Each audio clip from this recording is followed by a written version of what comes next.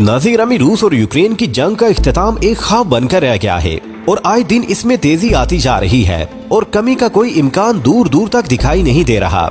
और आज की पहली खबर ये है कि यूक्रेन ने एक वीडियो वायरल की है जिसमें दिखाया गया है कि रूस की तरफ से फेंके गए बेशुमार रॉकेट जमीन पर गिरे हुए हैं, जो खुशकिस्मती से यूक्रेन के अंदर गिरे तो थे लेकिन फट नहीं सके थे, इसलिए यूक्रेन को कोई नुकसान नहीं हुआ था। ये फोटो आप स्क्रीन पर देख रहे हैं। इसमें बड़े बड़े रॉकेट मुर्दों की तरह जमीन बोस हुए दिखाई दे रहे हैं। इसके साथ ही एक और खबर रूस और यूक्रेन के बारे में है कि रूस और यूक्रेन की जंग में बड़ी पेशरफ्त हुई है और इस पेशरफ्त की वजह से यूक्रेन एक नई मुसीबत में घिर गया है। हुआ ये है कि अब रूस ने यूक्रेन के ऊपर बमों से हमले शुरू कर दिए हैं और अपने तैयारों के जरिए इस पर भारी भरकम बम बरसाने शुरू कर दिए हैं। इन बमों के बारे में कहा जा रहा है कि ये 500 किलोग्राम वजनी है और पुराने बम है जो रूस ने संभाल रखे थे और अब इनको इस्तेमाल करना शुरू कर दिया है।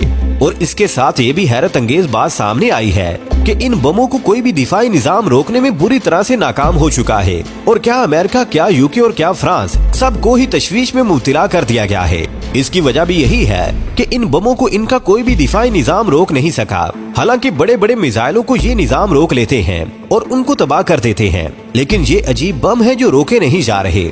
इसके साथ ये भी खबर दी गई है कि अब रूस चीन और भारत के साथ अपने ताल्लुकात बढ़ा रहा है और अब इन मुल्कों के साथ रूसी तिजारत की जाएगी। रूस ने अपनी पॉलिसी तब्दील कर दी है जिसकी वजह से मगरिब में एक सरासमगी पाई जा रही है। इसकी वजह ये है कि रूस एक बड़ी तिजारती मंडी है और अगर रूस इन मुल्कों से पीछे हट जाता है और चीन और भारत के साथ तिजारत शुरू कर देता है तो मगरिब की कई फैक्ट्रियां बंद हो सकती हैं जिनका दारो मदार ही रूस पर था। इसलिए इस खबर ने भी एक तहलका मचा दिया है। नाज़िर, इसके साथ हमने ये भी बताया था कि पोलैंड की तरफ से यूक्रेन को टैंक दिए जा रहे हैं और अब ये वीडियो भी वायरल हो गई है कि ट्रेन के जरिए से ये टैंक्स और तोपें यूक्रेन की जानिब जा रही हैं। दूसरी तरफ रूस ने कहा था कि हम बेलारूस में अपनी एटमी तंसीबात तैनात करने जा रहे हैं। इस पर बेलारूस ने भी रूस को इजाजत दी है और कहा है कि रूस इस तरह हमारी हिफाजत भी कर सकेगा। इसके साथ हमारी अस्करी कुव्वत में भी इजाफा हो जाएगा और हमें यूरोप के रोब के नीचे भी आना नहीं पड़ेगा। यूरोप हमेशा हमें दबाव में रखता है और रूस के इस एक्शन से हम इस दबाव से भी निकल सकेंगे। ये बात बेलारूस के दिफाई मिनिस्टर ने अपने बयान में कही है। प्यार दोस्तों, इसके साथ साथ अमेरिका के हवाले से खबर ये है कि अमेरिका के एक बड़े अखबार वॉल स्ट्रीट के एक एंकर को जासूसी के इल्जाम में गिरफ्तार कर लिया गया है, जिसके बदले में इस अखबार के डायरेक्टर ने अमेरिका से मुतालबा कर दिया है कि रूसी सफीर को अमेरिका से निकाल दिया जाए। इस पर जो बाइडेन ने इनकार कर दिया है कि हम एक बंदे के लिए ताल्लुकात खत्म नहीं कर सकते, लेकिन साथ ही इन्होंने रूस से मुतालबा किया है कि इस बंदे को रिहा कर दिया जाए। अमेरिका को ये पता है कि इस तरह की कार्रवाई अमेरिका के लिए खतरनाक हो सकती है।